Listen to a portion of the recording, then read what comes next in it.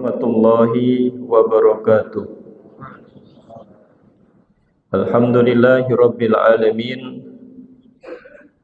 Wassalatu wassalamu ala asyrafil anbiya'i wal mursalin Sayyidina wa maulana Muhammadin wa ala alihi wa sahbihi ajma'in, amma ba'du. Qala Allahu ta'ala fil Qur'anil Karim, a'udzu billahi samii'il 'aliim minasyaitonir rajim. Laqad ja'akum rasulun min anfusikum azizun 'alaihi ma 'anittum harisun 'alaikum bil mu'minina raufur rahim. Wa qala Rasulullah sallallahu alaihi wasallam, innama bu'ithu liutammima makarimal akhlaq. Shadaqallah wa sadaqa rasuluh. Jamaah salat zuhur Masjid Asy-Syifa RSPAD Gatot Subroto yang dimuliakan Allah Subhanahu wa taala. Marilah kita memanjatkan puji syukur kehadirat Allah Subhanahu wa taala. Pada siang hari ini kita lanjutkan ibadah di dalam masjid untuk menuntut ilmu dan juga iktikaf. Semoga perenungan kita yang sejenak ini mendapatkan keberkahan dan ampunan dari Allah Subhanahu wa taala. Dan terlebih utama adalah thalabul ilma faridatun ala kulli muslimin. Menuntut ilmu itu wajib bagi orang-orang muslim. Ada hadis muslim laki-laki dan muslim perempuan. Jadi sejenak kita berdiam di dalam masjid, marilah kita berniat untuk menuntut ilmu, untuk memperbaiki tata cara ibadah kita kepada Allah Subhanahu wa taala agar lebih baik lagi. Dari sisi keyakinan yaitu akidah, dari sisi fikih atau syariat, dan dari sisi akhlak atau tasawuf. Jamaah yang dimuliakan Allah, temanya tentang akhlak yang agung, akhlak yang besar, yaitu yang disematkan kepada salah satu nabi yang Allah turunkan sebagai kunci, yaitu Khatamul Anbiya wal Mursalin, Nabi Muhammad sallallahu alaihi wasallam. Bangsa Arab sebelum diturunkannya Nabi Muhammad sallallahu alaihi wasallam, dalam kitab Sifat 20 itu disematkan dengan istilah jahilun murakkabun. Bodoh dalam artian budaya. Jahilun murakkabun. Bodoh yang bertahap-tahap. Jadi bodohnya sedikit ditambah lagi kebodohannya, Pak. Apa kebodohan bangsa Arab sebelum diturunkannya Nabi Muhammad sallallahu alaihi wasallam? Yaitu dalam kisah salah satu sahabat Nabi Muhammad sallallahu alaihi wasallam, yaitu sahabat Umar bin Khattab. Umar bin Khattab setelah mengenal Islam, beliau melaksanakan sholat. Dalam sholat itu salah satu rukunnya yang terakhir adalah salam. Salam pertama itu wajib, salam kedua itu sunnah. Assalamualaikum warahmatullahi wabarakatuh, itu wajib, Pak. Yang keduanya assalamualaikum warahmatullahi wabarakatuh, itu sunnah. Nggak dibaca juga nggak apa-apa. Tetapi karena kita ingin mendapatkan keutamaan sunnah, maka kita baca yang salam yang kedua. Nah, sahabat Umar bin Khattab dalam beberapa riwayat menangis dan tertawa ketika beliau mengucap salam pertama, beliau menangis. Dan ketika mengucap salam kedua, beliau tertawa. Menangisnya adalah mengingat ketika beliau masih belum memeluk agama Islam, salah satu anak wanitanya itu dikubur, Pak. Ya. Jadi kalau untuk bangsa Arab sebelum datangnya Islam, perempuan itu menjadi aib keluarga. Ya, banyak terkait dengan sejarah wanita. Tetapi bangsa Arab pada saat itu sebelum mengenal ajaran Islam yang dibawa oleh Nabi Muhammad, bahwa perempuan itu aib bagi keluarga, tidak bisa berperang, karena memang bangsa Arab pada saat itu suka berperang, suku-suku itu suka berperang, dan wanita tidak ikut berperang. Jadi yang pertama, sahabat Umar bin Khattab mengubur salah satu anak perempuannya. Kalau sekarang kita senang banget ya Pak, Bu, kalau punya anak, Masya Allah, jangan sampai dah. Karena kita sudah mengenal Islam, maka anak yang kita miliki kita sayang, kita didik, kita pelihara. Karena apa? Karena Nabi Muhammad memiliki anak perempuan yang banyak dibandingkan anak laki-lakinya. Dan anak perempuan Nabi Muhammad sampai besar semuanya. Bahkan dalam beberapa hadis, seseorang umatku yang memiliki 2 anak perempuan, dididik dengan baik, diajarkan agama, maka kedua orang tuanya mendapatkan surga. Nah, itu kita bahagia Pak, sudah memeluk agama Islam, sudah ada syariatnya, sudah ada aturannya. Maka sahabat Umar bin Khattab sedih, ya, karena merasa bahwa perbuatannya pada saat itu adalah salah. Dan yang kedua, tertawa. Kenapa tertawa? Karena bangsa Arab itu, mereka itu menyembah berhala. Jadi dari beberapa literatur itu, berhala bangsa Arab itu yang paling besar adalah Lata, Uzza. Nah, ada banyak berhalanya, ada berbagai macam ukurannya, dijual belikan. Dan salah satu berhala yang disembah sahabat Umar bin Khattab sebelum memeluk agama Islam itu dibuat dari gandum. Ya, karena sahabat Umarnya lapar, berhalanya dimasak, Pak. Jadi tertawa deh Umar bin Khattab. Jadi Bapak Ibu sekalian, itu sekelumit kisah bagaimana kebiasaan bangsa Arab sebelum mengenal ajaran Nabi Muhammad, yaitu menyempurnakan ajaran Hanif yang dibawa oleh Abul Anbiya, Nabi Ibrahim dan Nabi Ismail alaihi salam. Jadi kita bersyukur Bapak Ibu sekalian, kalau kita tidak memeluk agama Islam, aktivitas agama kita tidak setiap waktu.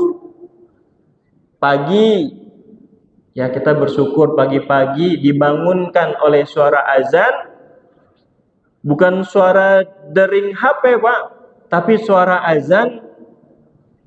As-salatu khairum minan naum. Luar biasa. Sangat gembira kita Bapak Ibu sekalian, dibangunkan oleh suara azan, dibangunkan untuk kita menghadap Allah Subhanahu wa taala dengan cara melaksanakan salat. Ya, itu syariat. Syariat yang dibawa oleh Nabi Muhammad sallallahu alaihi wasallam adalah syariat bagaimana tata cara ibadah kita sebagai makhluk kepada Khalik, yaitu Allah Subhanahu wa ta'ala. Jadi kalimat takbirnya Allahu Akbar, Yang disebut adalah Allah. Innani anallah la ilaha illa ana fa'budni wa aqimis sholata li dzikri. Jadi Allah yang memperkenalkan dirinya di dalam Al-Quran, innani anallah, bukan tidak dibaca panjang, tapi anallah. Ana kalau dalam tulisan Arabnya alif, hamzah, nun panjangnya ada sukun di atasnya. Innani anallah, bukan ana Allah, tapi anallah. Jadi Allah yang memperkenalkan dirinya bahwa Tuhan yang maha besar itu adalah Allah Subhanahu wa ta'ala.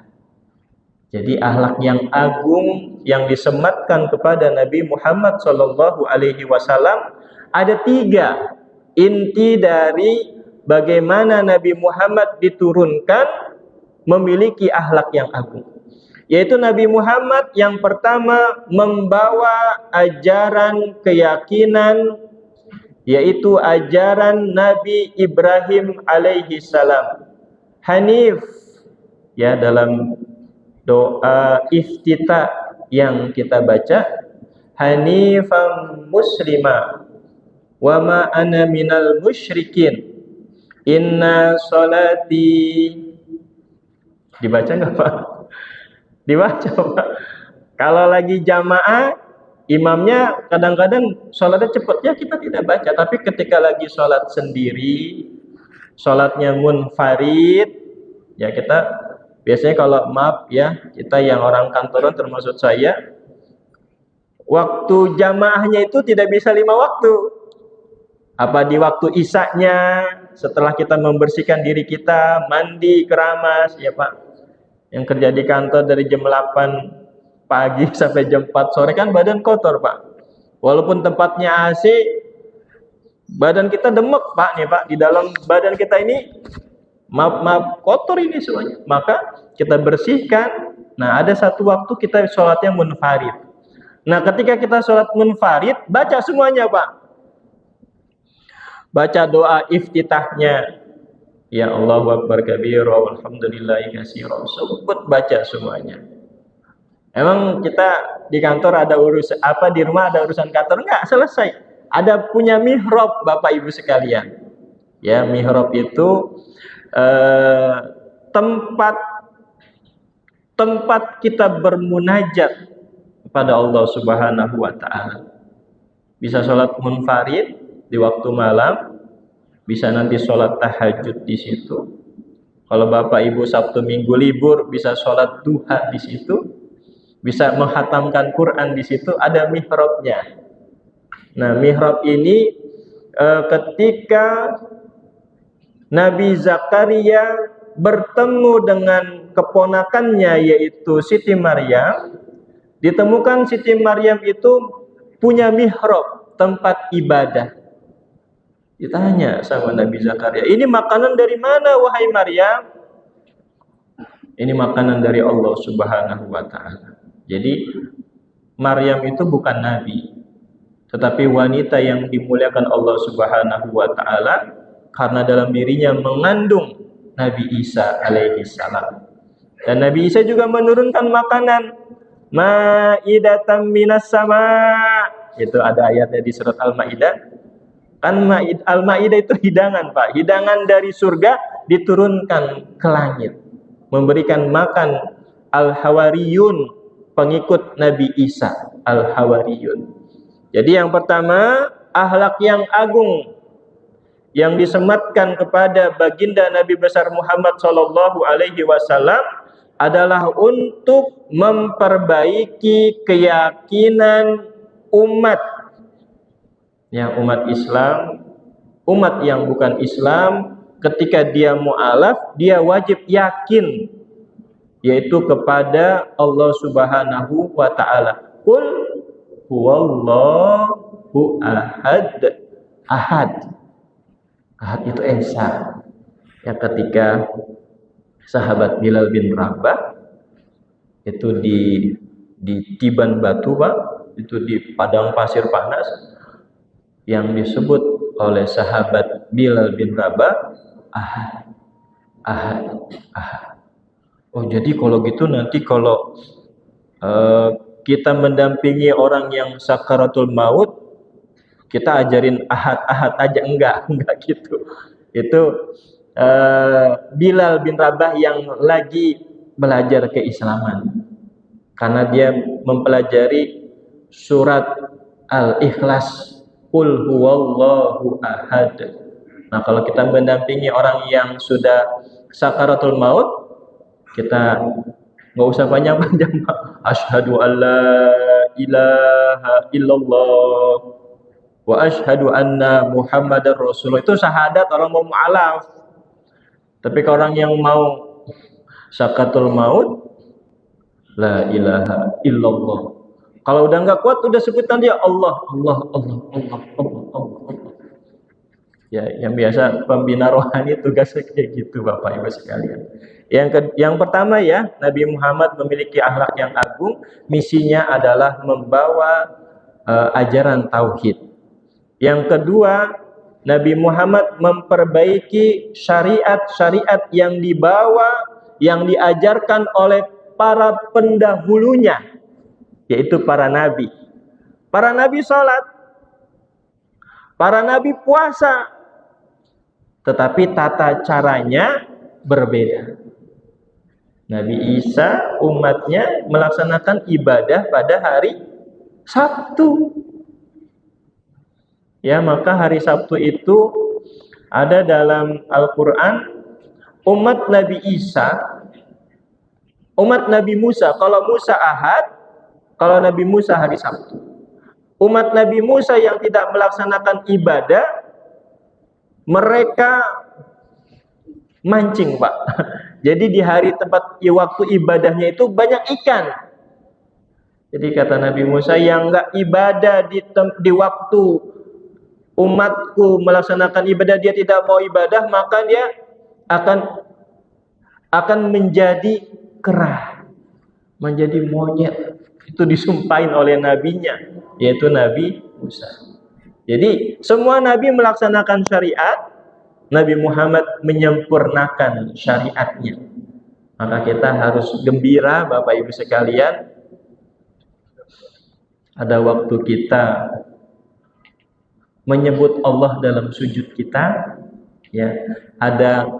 Jadi Bapak Ibu sekalian, kalau kita punya pasangan ya, suami atau istri, itu dalam sehari Bapak komunikasi kan, ngobrol sama istri. Nanti rencana kita mau kemana nih, Ma, weekend. Itu pasti ada komunikasi. Dan itu dibutuhkan oleh kita, Pak. Sehari saja kita tidak komunikasi sama manusia, tidak ada omongan sama manusia, itu seperti diri kita itu kering, Pak. Karena kita adalah hayawanun natik. Jadi makhluk yang memiliki akal. Makhluk yang memiliki akal, dia berkomunikasi dengan sesamanya. Kalau sehari saja kita tidak komunikasi, Pak. Komunikasi itu bisa yang bentuknya verbal atau non-verbal. Bisa dengan pelukan, itu komunikasi. Bisa dengan salaman, itu komunikasi. Bapak Ibu ketemu sama pimpinan, salaman, cium tangan, itu komunikasi. Kalau sehari saja kita tidak komunikasi, itu hidup kita dalam sehari itu akan kering. Kita akan merasakannya. Apa salah saya ya? Kok nggak ada yang mau negor? Kalau saya mau negor orang, kayaknya situ deh harus negor saya. Nah, itu pasti ada kurang buat kita. Nah, salah satu komunikasi kita kepada Khalik, yaitu melaksanakan ibadah. Salah satunya adalah sholat. Nanti ada yang di pojok sana zikir, nanti yang di pojok sana baca Quran, ada yang di pojok sana lagi baca sholawat. Itu yang kedua, Bapak Ibu sekalian. Nah, yang ketiga adalah memperbaiki akhlak, memperbaiki perilaku, memperbaiki moral, memperbaiki kebiasaan. Ini yang diajarkan oleh Nabi Muhammad SAW. Semoga apa yang kami sampaikan dapat kami laksanakan, yang baik datangnya dari Allah Subhanahu wa taala, yang salah karena pribadi al-fakir. Semoga Allah Subhanahu wa taala memberikan kepada kita semua kekuatan untuk senantiasa taat dan selalu dekat kepada Allah Subhanahu wa taala. Al-Fatihah. A'udzubillahi minasyaitonirrajim. Bismillahirrahmanirrahim. Alhamdulillahirabbil alamin arrahmanir rahim maliki yaumiddin. Iyyaka na'budu wa iyyaka nasta'in ihdinas siratal mustaqim. Siratal ladzina an'amta 'alaihim ghairil maghdubi 'alaihim waladdallin. Amin. Alhamdulillahirabbil alamin. Allahumma shalli ala sayyidina Muhammad wa ala ali sayyidina Muhammad. Rabbana ighfir lana wa liwalidina warhamhum kama rabbawna shighara. Rabbana hab lana min azwajina wa dzurriyyatina qurrata a'yun waj'alna lil muttaqina imama. Allahumma rzuqna rizqan minas samai wal ardi warzuqna wa anta khairur raziqin. Rabbana atina fid dunya hasanah wa fil akhirati hasanah wa qina adzabannar. Wa sallallahu ala sayyidina Muhammadin nabiyil ummi wa ala alihi wa sahbihi wa sallam. Walhamdulillahi rabbil alamin. Terima kasih, mohon maaf. Wabillahi taufiq wal hidayah. Wassalamualaikum warahmatullahi wabarakatuh.